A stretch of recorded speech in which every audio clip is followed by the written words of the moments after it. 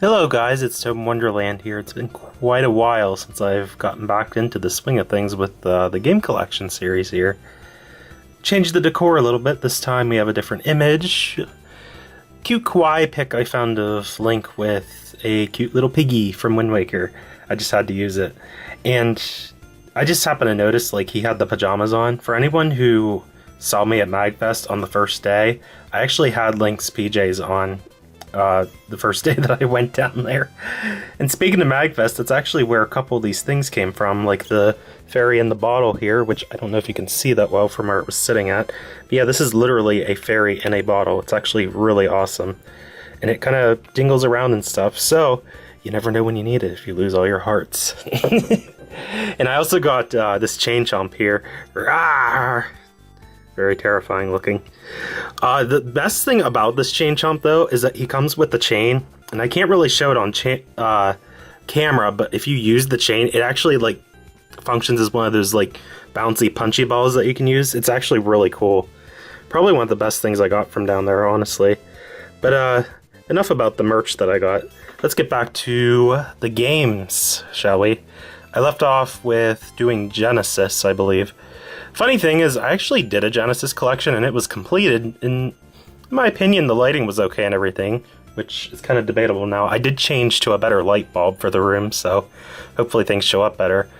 The reason I didn't upload the Genesis video, though, was because it was actually really outdated, like commentary-wise, and I just never got around to editing it. And I also got a couple more games in the meantime since I last recorded it, so I figured, well, let's just redo it and show what the actual collection is at this point in time. I'll start with the loose carts, though. For Genesis, I never, like, really had it growing up. There were friends and family that had it that I would always visit and play with them. That was my exposure to the Genesis. I never owned it, though, till recently. As a matter of fact, my Sega Genesis actually came from Goodwill, including some of the games here. And it wasn't that long ago that I got that, honestly.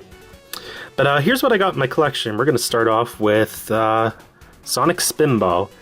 I do remember playing this on Sonic Adventure DX for GameCube Director's Cut, because this was one of the games you could unlock on it.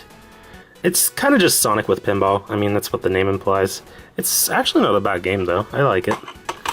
And here we have Vector Man with a very creepy mask on his head. Ooh, creepy. But yeah, Vector Man, it's a pretty awesome game too. This is probably some people's most absolute favorite Genesis game of all time, honestly, they had to say. I have to play through it, because a part of me remembers it, and a part of me doesn't remember this game. I don't know. I have it in one of the other, like, Genesis collections that I own. It's, like, part of the 50 plus games or whatever on the PS3 and 360's Sonic Ultimate Genesis collection. But yeah, I'll have to see. I don't remember if I liked it or not. I'm going to say yes, though, because it got pretty universal praise, so I'm sure there's something good about it. Here we have Rocket Knight Adventures. Never played it. I won it from a donation stream that I had participated in. This was one of the games that I got from it. Don't have much to say other than that. It's from Konami, so it's hard to say. It could be good. This is also from Konami. Again, another game that I got from the same stream that I mentioned. Castlevania Bloodlines. I never really got too into the Castlevania games. I mean, it's Castlevania. There's really nothing else to say about it. It might be good, I'm not sure. Never really got into the series, though. Here we have, and also the manual that came with it, Prince of Persia. This is apparently one of the earliest games in the series. I'm surprised it doesn't, like, say anything on the cover as far as ratings go. I noticed there's very few of them that actually have the ESRB rating on them. It was probably around this time that ESRB, like, started to get more recognized and actually been put into effect for a lot of the games. I don't know, Prince of Persia, it says 1993. I feel like ESRB probably would have been a little bit before it. Either way, though, I really don't know much about this game. I never played it, but I have it nonetheless. Next we have Disney's The Jungle Book. This was one that came with the Sega Genesis I got from Goodwill. Don't know too much about it. Might be good, might be bad. If it's a Disney game for the Genesis, I'm gonna lean toward the side that it's good, because the ones that I have played by Disney for the Sega Genesis actually were pretty fun. Surprisingly. I mean, that might catch people off guard when I say that, but it's an honest truth. And here we have the box games. The weird thing about the Genesis was some of the stuff that's boxed is in cardboard boxes, some of it's in plastic boxes. I really don't know what the marketing decision was. But yeah, look at the rating here. That's by the VRC. And this is a game that's from what? Like, let me see here. 1993 as well. That's interesting. So yeah, I don't know what was going on with the rating system for the Genesis. Maybe ESRB just wasn't responsible for Genesis yet, because I feel like ESRB existed before some of these games. I don't know. But yeah, this is by VRC, GA. Kind of like the G rating for movies.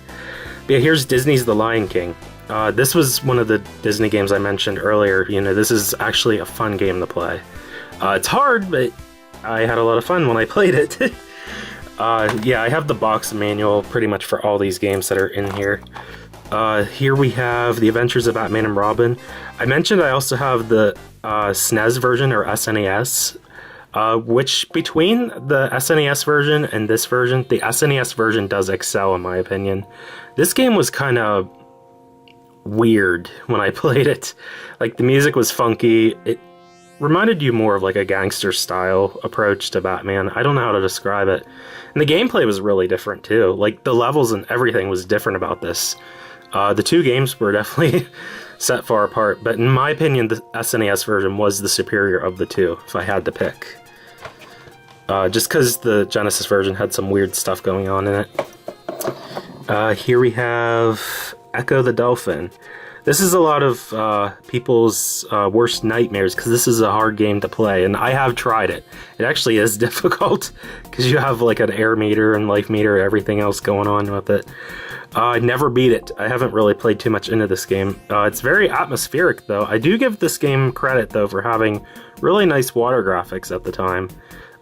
It's not as nice as what the picture on the box art looks like, but for being the Genesis, it actually was pretty damn good. Not gonna lie. Here we have Sonic the Hedgehog. This is the not for resale edition of the game. And inside, I can go ahead and open it. The cart says the same, not for resale. This isn't as rare, though. There's some not for resale games I own that are like insanely hard to find and really, really, really pricey. Such as the Majora's Mask, and even a game that's for another system that I haven't got to yet, but we'll be seeing it once we reach it. But yeah, this one, like, I saw it a retro video game store, and it was only like $5, even with the box, and I was like, huh, I guess it's really not that rare. And yeah, when I looked it up, it turns out it isn't. I don't know what was up with that, but yeah, I have the not for resale version. I don't know if that means anything, but that's the version of Sonic the Hedgehog I own.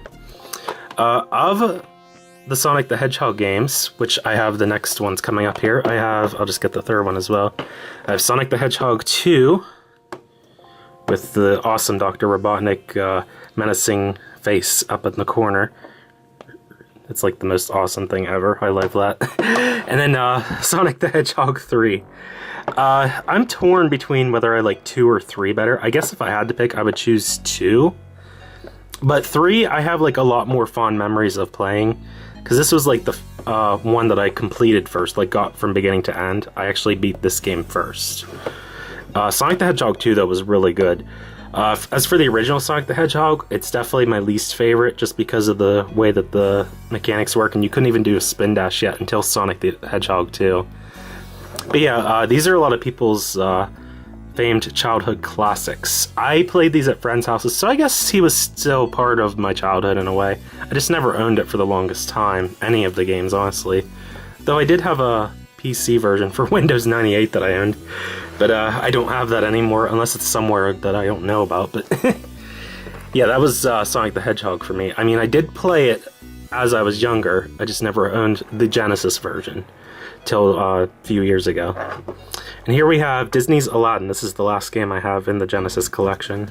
Definitely really fun. Again, since it's a Disney game for the Genesis, it actually is a fun game. This is the version too that Aladdin gets to use a sword. Like, I mean, it shows it on the box art, but there's also an SNES version of this game where he doesn't use a sword in that, and a lot of people consider that to be the lamer version of the two versions, which I guess kind of makes sense because it's more action thrilling when he has a sword in the game. But yeah, that is it for the Genesis collection, guys. Hold the phone 1 second, folks. I forgot to include one last game, which is Sonic and Knuckles. Can't believe I actually almost skipped this, because this is the one that's like most unusual compared to the other games, because it has the funky flippy top on here. What this was for people who didn't know, Sonic the Hedgehog 3, which I have right over here, was intended to have like a lot more levels than what it actually did. I think it was supposed to have at least 10, if I'm not mistaken. But it got like rushed to get out in time for the holiday season, and instead of having the full 10 levels in one game, they split it in two, and here Sonic and Knuckles is the other half. And the funky flippy top is so that you can put Sonic the Hedgehog 3 on top, and it expands the whole game for you and unlocks different things like characters that you can't play in certain parts of the game and stuff like that. If you put anything else on top, it lets you play a single level of Blue Sphere. And I don't even know how many levels there is of that, a lot. But yeah, that's pretty much what the purpose of Sonic and Knuckles was. Nowadays, you don't have to do it in this sort of manner, but I still thought it was interesting how it worked like that. Anyway, that's it for the Genesis collection. See you guys later.